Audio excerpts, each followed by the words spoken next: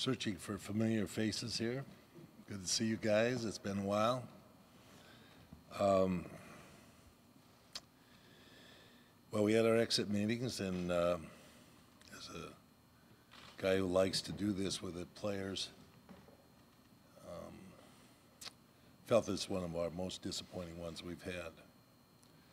The year, in retrospect, for the players was one that had a lot of hope, and one that I think kind of started descending around the holidays and never quit during the last 3 months of the year. As a group, they felt like they lost kind of their way, their ability to win close games, and there weren't a lot of fingers pointed. We built this team, I thought, with the intention of providing support for the players that we brought back from KP and Carmelo and Lance Thomas, guys that we brought back from last year's team, to support the group that we had. And, you know, our calculations were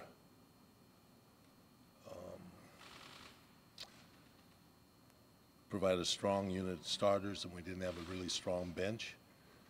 And our starters never really had a consistency of play, as we had some injuries here and there that kind of kept them from really getting chemistry necessary to win and win close games.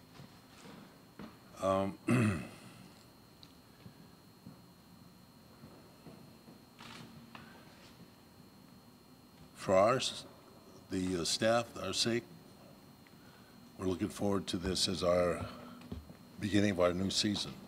This is where we start over again. We start rebuilding a team, and we have put together what we want to put together as far as collective group. A lot of things are going to happen between now and July, mid-July or August, when we collect the roster.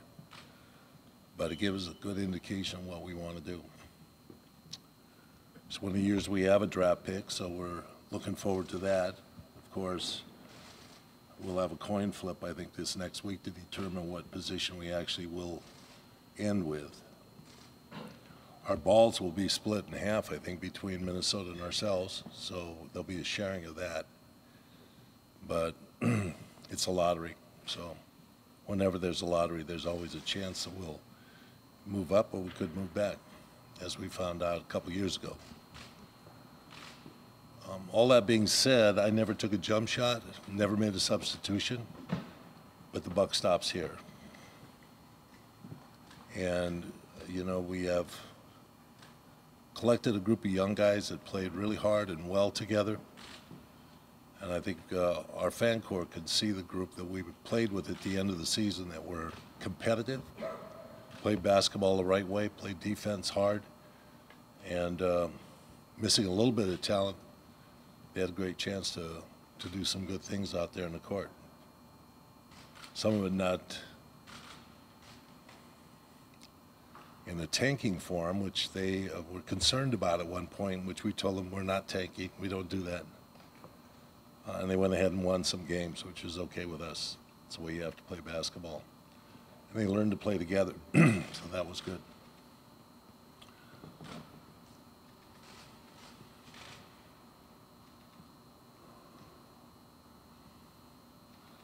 I don't know if you guys have any questions. I can't imagine why you would have any. Everything seems so plain and in the open, and most of you guys know, because I'm sure you've got all the information you need. But if I can help you out, just lob something over my direction, and I'll go ahead. So Phil, Carmelo talked about kind of uncertainty about his future here. He mentioned the other day that, you know, the organization may look to trade him again. He was looking for some clarity during this exit meeting. Was there any clarity during this exit meeting among the two of you, and is the organization going to look to move him this summer? Yeah, what I talked to Melo about is almost what I talked about with him last year. That we are not in a position to win a championship last year. If you feel like we're not moving quickly enough forward, you know, maybe it's a good time for you to decide whether you're going to stay or leave. He opted to stay, and we put together a team that considered building around him. This year, at some point in the season, there was some information or curiosity about whether he'd be available for trades, and when we brought him in and asked him about that, it became a public thing, unfortunately. It wasn't what was intended, but it became public. And I complimented him on the fact that he held it together really well for all the drama that went along with that, or whatever was played out behind that. We found nothing available or, rational for us to make at that time. So, in our talks this time, we talked about how we're going to go about doing what we have to do. We will take into account his consideration. I told him we're not going to, this is not a situation where we're going to dump you or do anything like that, but we're looking to improve ourselves however we can. We have not been able to win, and that's our priority, to win. So that's what we have to do. And we're communication. Our meeting was not contentious at all, and it was cordial. So we'll go forward with that. Do you want him back? We've not been able to win with him on the court at this time, and I think the direction with our team is that he is a player that would be better off somewhere else and using his talent somewhere where he can win or chase that championship. Right now we need players that are really active, can play every single play, defensively and offensively. That's really important for us. We started to get some players on the floor that can do that, and that's the direction we have to go. So you said you looked into it before. Are you confident that at this age, this contract, you can make a deal that benefits you too? That's still to be determined. Still have a long ways to go on that. So did Melo seem agreeable that you would waive the no trade clause for any spot? Or? No, we didn't talk about that. We just talked about, how we could make things the best possible things for both of us. Place where he can go to be competitive and to be back in the hunt, and something that would benefit us moving forward as a younger, developing team. So you said that it was unfortunate that some of the discussions about Carmelo, that some of the topics that you guys talked on the team became public. One of the reasons I did know is because you tweeted out a compliment to an article disparaging Carmelo. No, it wasn't disparaging Carmelo. And that didn't happen for another month after our discussions. All I said was simply this: I don't try and change people. They are who they are. And that's something that I learned a long time ago coaching, and that was the example I used. In fact, it was nice to hear from Michael Graham, who sent me a note, saying, "I know that kind of created a storm, but I appreciated what you did in my coaching career." Excuse me. So that was somehow or other the negative press or hate press or news or whatever comes along with that stuff immediately jumped on that. That wasn't meant for that. You are what you are there was what in relation to Carmelo? He's an elite scorer. We're not trying to make him into Michael Jordan or Kobe Bryant. That was what the article was about, wasn't it? So, given what you just said about where you want to take the team, if possible, and what we know about the development process of young players, not just KP, with whoever you draft, whatever you get, bring back for Melo and trade him. Have you begun to embrace the possibility or likelihood that whatever results, whatever positive results there might be in terms of one loss in the standings, whatever, might not occur until after your 5-year contract is up? Yeah, that's not a concern of mine. What Jim Dolan and I talked about originally was trying to develop a process in which we were developing players and we had an identity. And this is one of the things that bothered us this year, is that we did not have an identity. the identity has oftentimes been run into the system that I had, but it's basically about ball movement, player movement, aggressive play, how to play every play, those type of things that create teamwork, and I think people appreciate, our fans appreciate that. We developed the D-League as a part of a developmental thing. We brought up 2 or 3 players now, maybe 4 players that have played in this D-League. This is all part of what we're trying to do to build an organization. And I think, you know, people see that we are where we're going with this. I mean, obviously, we don't have a lot of draft picks in the last couple of years. Our draft pick in KP turned out to be a pretty good deal. We're hoping this draft pick will be a player of some talent.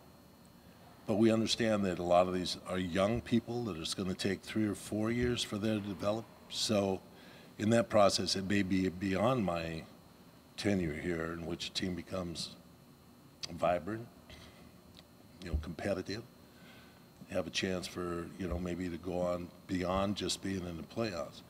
That's okay with me.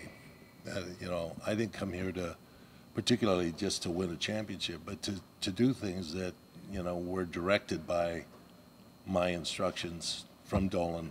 Let's have something that represents something. Let's have something that is identifiable as who we are and how we play. There were a few times this year where maybe you could have diffused things that maybe got out of control in the media if you had talked. And when you came in, you said you were going to be open and we were going to have a relationship. Why haven't us, or really the fans, anyone heard from you this whole year? I don't know who else has to talk in this business. I mean, who else is relegated to talking in front of the press? Anybody? Yeah, I agree with that. I mean, there's some fan things, but you guys aren't fans, right? All right. You know, there are a number of incidents that stepped in the way of this, obviously. Anticipated perhaps during the trade deadline that we'd make a statement, but nothing happened in the trade deadline, so there's nothing to talk about in that particular aspect. There's no definition as far as, you know, what was going on with Carmelo and that incident that happened. You know, there's no way to define that. So, you know, it just didn't feel like it was the right time for me. And my own personal life became an issue this year that I had to deal with on my own. So there's also some personal things that weighed in on that. Things like when Derek was missing, is that something, you were a coach, did a coach have to be the one explaining that stuff away? Well, what was the explanation? There really wasn't. Right, there's no explanation. There really wasn't any, you know, story that was behind that. This is a young man that all of a sudden felt, you know, very definite pull to going home to his family in a situation that had been a high energy tension situation since August. I guess he left us in September, but I mean, really he didn't anticipate what was going to go on, and the whole preseason thing that went on with him, and that just built up to a point where he went AWOL. Came back and he apologized. We subsequently did what we are going to do with a player that misses a game, and we said, let's go on from here. But that was one of the things that I thought was a disruptive thing for the team. But I think the team went by that. It wasn't something that was particularly what held them back. What is your plan for Derek in the future, free agent, just any surgery? We had a good conversation with him today. He expressed the fact that he wants to be back. We talked about him going through, you know, rehab and work and whatever he has to do, and he's chosen to go back to Chicago to do that. He will be in LA, but he also took time out to say he really enjoyed playing here, even with the losses, which of course surprises us a little bit because he's been on some very successful teams, but he said he wants to have a chance to redeem himself as a player, which I like that attitude. I like who Derek represents as himself. He's a warrior directed at taking on a big challenge. Fill out the part B with my question. Okay. We're talking about building with young players, athletic team going forward, and, you know, and that the team might realize its potential beyond your tenure here. Could you explain why you feel that it's so important for the team to play a very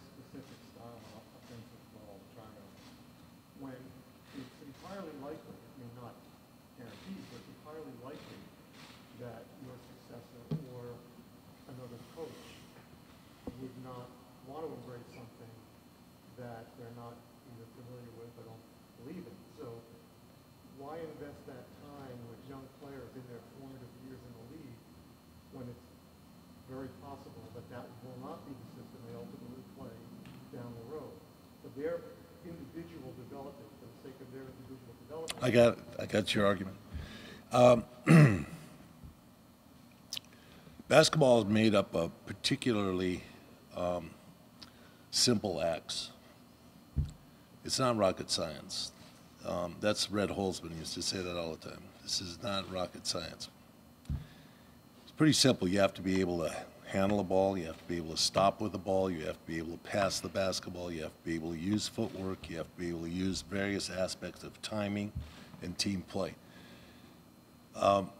Somehow or other, we've got completely off course here in the idea that a system of basketball, particularly one that's been called the sideline triangle, which is now just called a triangle offense, as being an impediment to a basketball team. This is not an impediment. When you build a system of anything, and you know, I can take a number of incidents that are like this in sports, whether it's teams that I've coached, Belichick, Seattle Seahawks. There's an identifying way in which they play, and when you develop that system so that people are all on board with the system, then you have something that's concrete. It's an understandable format that you're working with. Inside of developing that as a coach, you develop a certain standards, and those standards are upheld. There's a certain way to play. We don't play basketball any other way but this way. And so those are the things that are important. It's not particularly that we run the pinch post or the blind pig or whatever else is common vernacular that we may use as terminology in a system of offense. It's the actions and how you get to that, and that you're playing team basketball that counts. We're not doing anything different here. It's just basketball as it is. But somehow or other, it's got to be a resistant format in which a lot of players don't have, per se, the skills, as you alluded to play in a system of offense that requires a skill. So we're trying to teach that in our D-League and in our young players, how to have the fundamental skills to do this. Does that make sense? All right, I'll continue on from there. So as we go through this kind of stuff, it all falls in line, and then leadership, seniority, and you know, composing a team becomes the order that goes on behind all of that. And if you know that type of thing, then you can fit other people inside that style of play that complement each other. So it's no wonder that the Spurs can have some success continuing their action, or you know, Patriots can have success because they can put people in places, or the fact that we could do that in Bulls and in the Lakers situation because we had something that was concrete, and you can have something that you identify somebody's skills, you bring them in, and they can fit in if their character's correct or character's fitted for that group. Does that make sense to you guys? Why hasn't it worked then? We faced resistance, and we faced resistance at the top. The top, Carmelo, Yeah, I mean, you know, we got rid of some guys early on that resisted, didn't show that, you know, that they were willing to be learners or willing to take into the fact that, you know, this is how we want to play and this is what we're going to do. And so, you know, we had to make some changes. We had a young coach, so we made some changes at that time. What about this year? It looked like the offense started off less time. You know, I let Jeff do what he wanted to do. We had a agreement that he would try to blend his, what we call, whatever that, flow, fast break, early shooting offense into something that was formatted. It could be end of game type of stuff, so we could have functions at the end of the game. So they showed that they could do that. To the end of the season, they started being able to do some of that, which was important. Do you think any part of it, though, is you coaching it? Yes. Now someone else is coaching it. That's- when you never that's very coached it true. before. So is it fair to put him in that position? Well, as you the know, guy? Kurt Ramos is assistant, associate head coach, and he has all the knowledge that I have, and so I thought as a combo they could fit together pretty well, and without Derek here the first month, then to start and blend this in together with something that was quite simple, was not an easy task, and I understand that.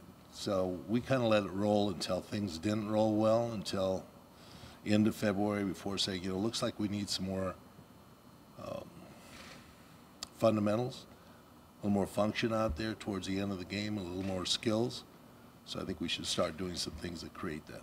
Bill, I think one of the reasons that you were brought in was to kind of build the culture, rebuild the culture of this organization. That's kind of related to what you were saying earlier. But what can you say about the culture of this place now that you've been here for 3 full seasons, and you think that how much has the losing impacted? Yeah, losing's is a tough situation. There's no doubt. I like the backbone of what we have. I like the people that are in Portsmouth that are looking at talent. They know what they're looking for.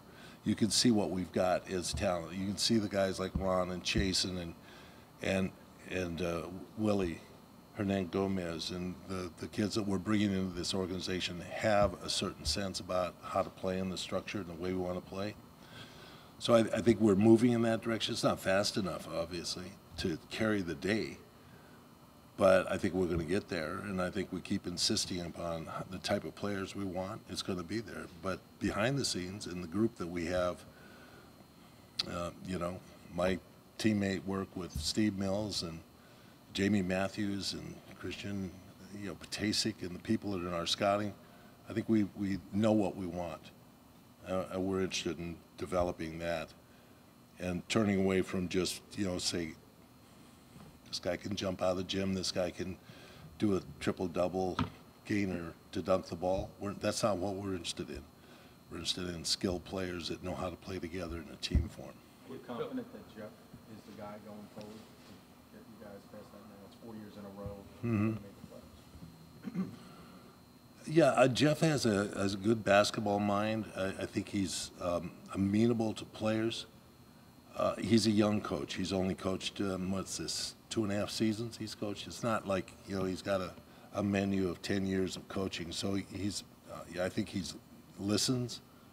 We have good communication going back and forth.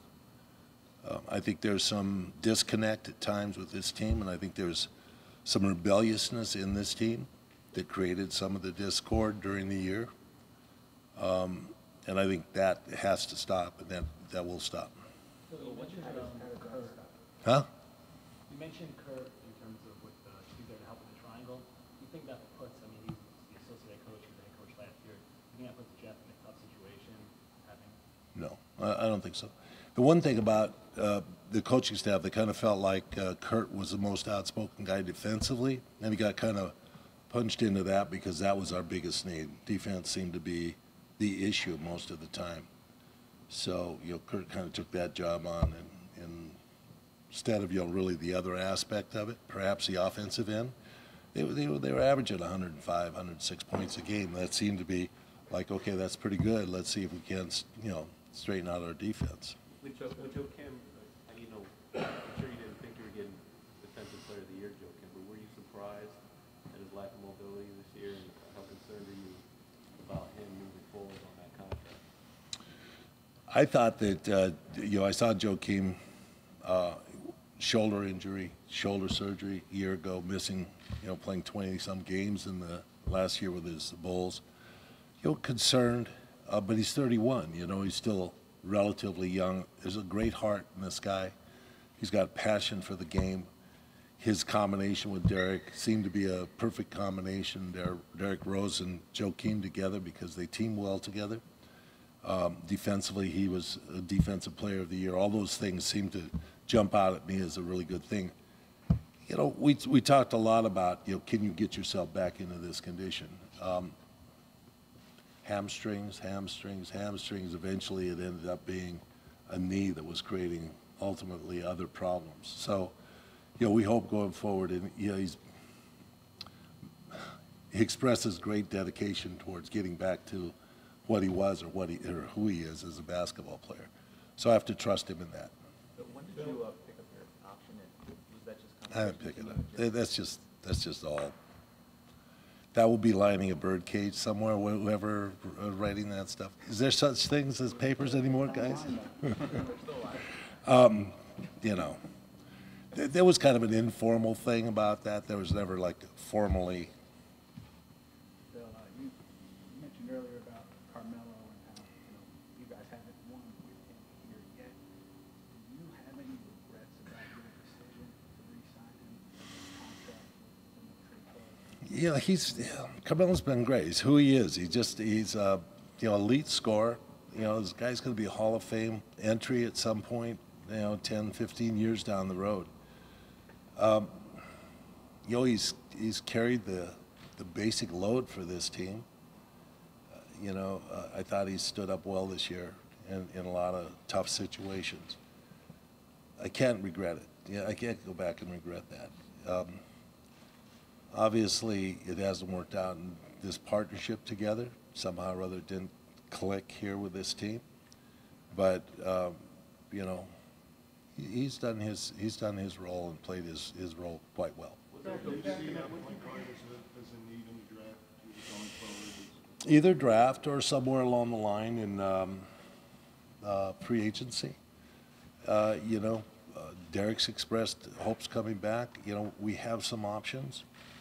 And, Derek's a scoring guard, first and foremost, organizing, leading, stuff like that's not particularly his strength, but as a scorer, he's unparalleled. Someone told me today that he's still a leading guy in the league in the paint, scoring in the paint. So that says something about this guy's willing to take it in there and challenge. Did Carmelo tell you that he wanted to leave as well? And what No. happens if he wants to stay? He did. He has a no trade. Right. But we have an agreement when we sat down and wrote a contract about that no trade. Both parties felt like it was time. It was time. But you've said that you think, it's time for him to go chase a championship or do whatever. I just said we haven't won here. You don't want to end up your career not winning. This is not something that you want to have labeled on your career. You want to get to that territory where you have a chance to win. And we talked around that. But he likes it here in New York. He expressed that. You portrayed your relationship with him this season as disconnected. Do you agree with that, and how and why did that happen? Well, I suppose there's some residential stuff about saying that he held the ball when Lisa Leslie posed a question to me about we played in a triangle offense. I don't know what that CBS show that they have. We need to talk. Why does Carmelo hold the ball? And I said Carmelo holds the ball, so he knows that he holds the ball, but he knows how to play in this offense. But that became a sticking point. I reached out to Melo immediately after that, when that became like some press news that became big news, like Phil criticizes Carmelo. I did criticize Carmelo. We talked about it in his contract signing. You hold the ball. You only get so many of those in the game. You have to keep moving them all. So I reached out to him right after that and tried to, continue that communication. There's a number of little gaps like that, even after the spots on the leopard tweet that I threw out there that was a, comeback at that ding, was not meant for him, but it came out that way. And I told him I'm really sorry that happened. So, we tried to connect a couple different ways.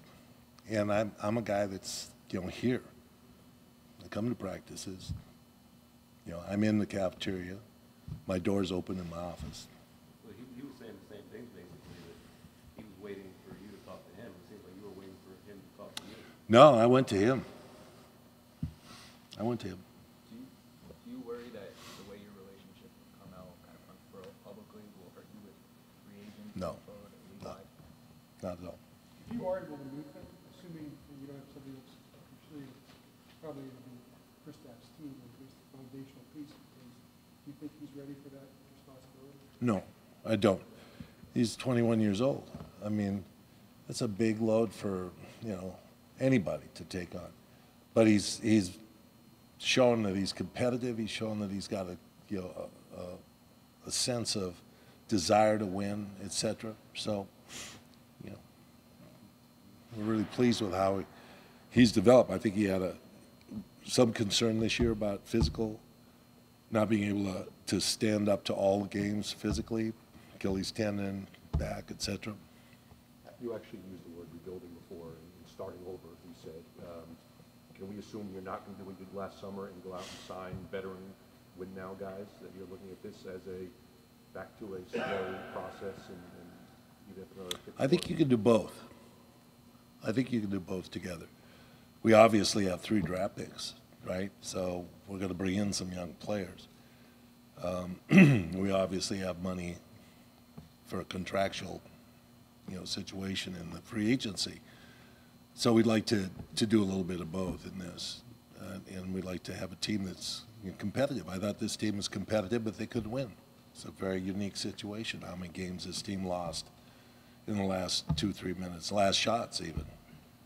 But you have any thoughts on what happened at the Garden with Charles Oakley? I know you actually got in there with Charles to calm him down. What was your thoughts of that and the aftermath? I try not to think about that at all, and I don't want to comment on it. It's gone on way too long, that stuff. How would you Bill, as assess, someone who won championships as a player and coach, how frustrating is it that you haven't found success here fast enough in your series and executive years? Well, that's all about being in the now, I guess, is that stuff is just rings in a safe deposit box. It doesn't hold any weight right now for me. Mother of 4 of my children called up and said, how excited we were at this time of the year to be going into playoffs. What does it feel like for you? I said, it feels like a long summer, and that's what it feels like. But we get work done this summer. We can do some things that I think is going to improve this team. So that's the way I have to look at it. It's right now. This is who we are right now. has this job been more difficult for you than you envisioned originally, and what have you learned?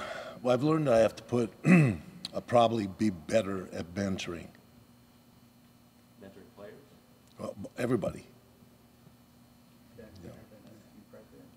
Then, I think that one of the things that I like about this job is that Steve, Jamie Matthews and Steve Bills, do a lot of the paperwork, the, back and forth with the NBA or headquarters.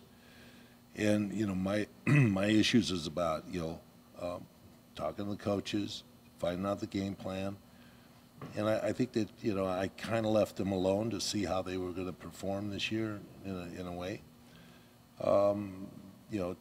Took some time on the West Coast during the holidays when I think things really kind of fell down over New Year's and the subsequent week after New Year's, and a 6th loss in a row right there, which changed us from being a positive to a minus type of year. So I think that that's where, I got to do a little more on scene, on target mentoring. Will you be doing, excuse me, those triangle type clinics? Are you planning to do more of those? Will you have like the guards in? I don't know if it's clinic. I think it's just a little demonstration of how simple, entrance is. There seemed to be a disconnect in Derrick Rose that, all you did was throw the ball and go to the corner and stand.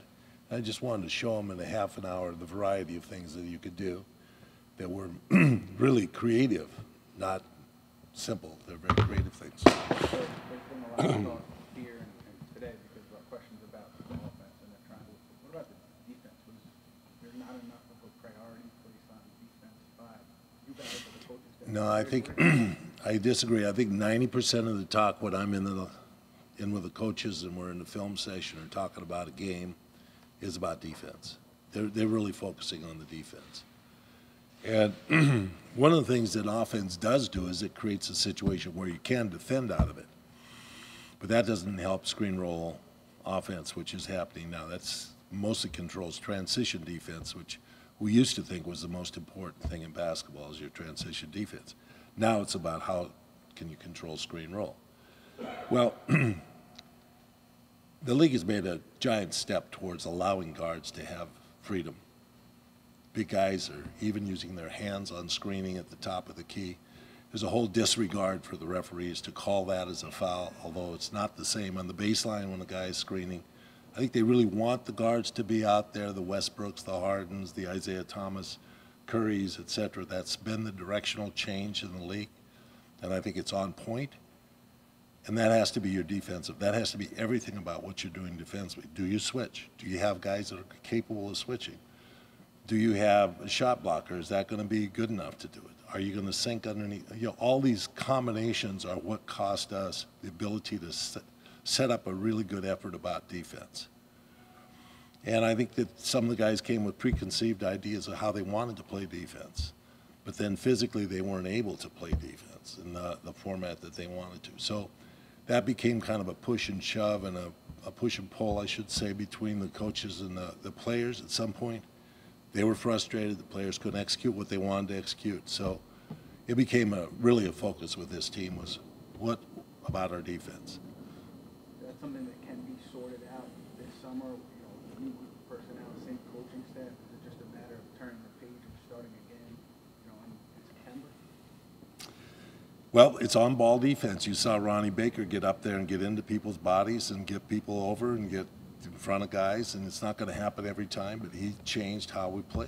I mean, it's just as simple as that, you know, we had someone who's willing to fight into bodies and over screens. In our process of looking at people for this team, we're going to look at that type of defense.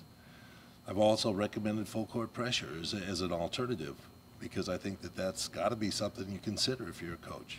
I used it over the years. I think it's valid to take people out of their places that they want to start their offense from, make them have to work, change the clock, the 24-second clock. So we're considering some of that stuff, and we'll talk about it. A couple of your former players who are now in the media have said maybe things you did as a coach, motivational type things, some of the things you say don't reach players the same way now that you're in the front office. Have you found it's difficult for you to kind of take the temperature of the guys or say things to push the right buttons from a different role now where you are? I don't know. I don't know if I can claim that or not. Yeah, you know, I guess, you know, coaches are always in front of the press. They're always in front of their teams. There's somebody from Mike Fratello came out with some kind of figure like 5,000 times you're in front of a team talking to a team if you're a coach. It's an inordinate amount of time, you know, and your tone, your caustic remarks, your compliments, all those things are so gilded and guided by, you know, the temperature of the team and the win-loss record. You know, when you sit back in the position I'm at, I get on the court, a couple times I've had to stop practice and say, hold it, we can't play that way. You know, just to emphasize what the coaches are trying to say. Because there's a point in which you have to be there with the players and actually stop them. So, you know, I've tried to do some of that, but not intrude in the coaches', you know, direction. But I think that that is something that has to be done because, as I've said a few times, we have to know who we are and what we stand for and how we're going to play, and that has to continually be offered as a ideal or goal. This is who we are. So if I have to do that from different forms or places, I'll try to do that. But I haven't been very good at tweeting. I've kind of given up that. I've given Barclays credit for saying, what is he tweeting for? Do you worry that if you do more on-site mentoring, like you said, it's not in practice, that you'll be perceived to be micromanaging or undermining Jeff? Probably. I probably will. I don't Would you think like that if you were the coach? If the point was valid, you know, I had coaches that I allowed the liberty to do that if they saw something on the sideline and they felt like it was bypassed and had to be emphasized. So I think that's being open and candid. So I would hope that a coach would be forthright and could be able to handle something like that. So I think you talked to fellow in the exit interview and the points you brought up to him about what's best for him and what's best for the team. If you can't get what you need, can he return you? Wow. Well, that's a long way down the road. But there are very few options, you know, at that level, you know. But there are options. So. Phil, what's one thing that fans can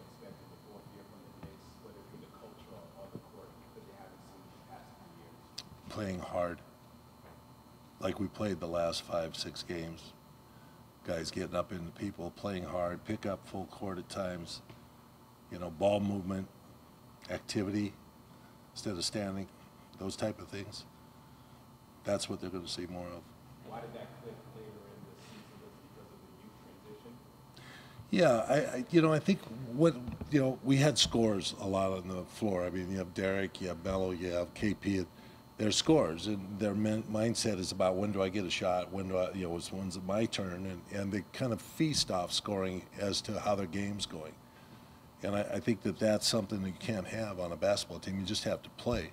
Scoring comes, it comes. If it's not, you know, you get itchy for a shot, or you get, you know, in a position and you put up a shot, it's probably going to be a bad shot.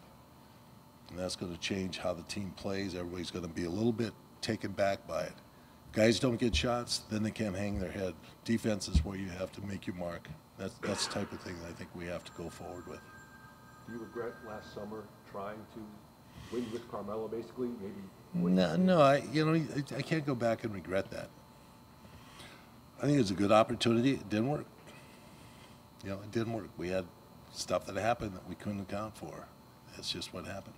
If Melo accepts, Melo is okay with the no trade clause, is the priority to get a reset button, or is there, you want to make sure you get a certain amount of value back in return? This guy plays 34 minutes a game. It's a big hole to fill. You know, we want a significant player that, you know, could hopefully fill that role, but that's still to be determined. That's a long way off.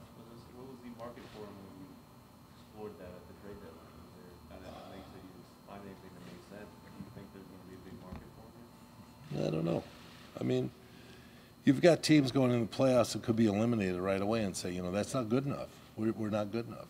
You know, we've got to go somewhere else. And one of the things about NBA basketball, there are 29 teams that feel like they fail at the end of the season in June. Everyone goes home unhappy. I mean, if you're happy about losing in the finals, it probably, you got your head screwed on the wrong way, because you go through the conference and you win the conference, you're feeling pretty good about yourself. That's one of the worst things that can happen, is to lose in the finals. If you lose in the first round, well, it didn't work out. We got to change some people in our team. You know, so there may be some, you know, quick outs, may change some people's minds as to what they're going to do. You know, we had you know, teams that were interested in making the chase. Some teams called that weren't amenable to you know, Melo and his group. Some teams called that were, but weren't willing to give up core groups or members of their team, which is understandable at that time of the year. So we said no. You know, that's we're not going to make that up. When you say amenable to Melo and his pick, and he told you, I'll go to this team, I'll go to that team? Yeah, we had an indication of some teams. I just do not divulge that with you, though. When you've gone through this a couple of years now, trying different rebuilds, and you're facing it again, Mhm. is, in your experience, what you've seen, is anything off the table? Is you say Chris Stapps is untouchable. Are you listening to everything, and everything is possible? Everything's got to be possible. And we have to make sure that people have something to say. We listen to it. We examine it.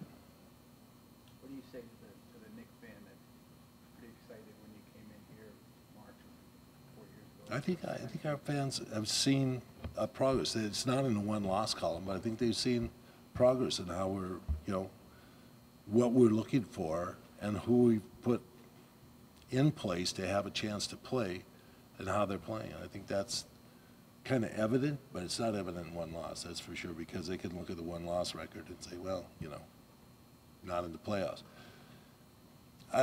You know, when I was coaching in Chicago and they made a decision to go drop down from winning 6 championships in whatever, 9 years or 8 years or whatever it was, you know, that ownership said the worst place to be is to be 6, 7, 8, 5, 6, 7, 8, and be in and out of the playoffs and not drafting high drafts and getting quality players. You might have to just start over again. They started over again. How many years ago was that? 99. it's getting close to 20 years, right? That they got into the finals in the conference, but not to the finals in the league. So it takes it's a hard process putting teams together, and you have to be pretty sure that that's the way you want to go in building. I mean, you know, look at all the people, the personnel that they've been able to go through in that process. We're trying to do it with still some players that I think are talented. When we had a board and we looked at our board, we looked at our players, we felt like, you know, we have, you know, a dozen players that we're still very confident can support and be a part of a team. So we feel pretty good about that. Now, some of them are free agents, but still in all, you know, that's up to them. It's up to us to make an offer to them. So you clarified your comments about Carmelo, but there still could be a public perception that another free agent of desire will be coming here. What would you say to them to let them know that they would be treated the same way? What's the treatment? What treatment are you talking about? You clarified to us about the comments, whether it be through Twitter, that the subliminal tweets and that they may have been misguided. I've never criticized Carmelo, ever criticized Carmelo. That's all supposition by papers or whatever, speculation by opinionated people. Holding the ball is not a criticism. That's what he does. That's pure fact. Is that a person, you know, person better be able to take that if they're going to be coached, or else they can't be part of this organization. And that's simply a matter of fact. If you're a basketball player, you got to be able to be coached. You mentioned Porzingis not being ready to be the #1 option.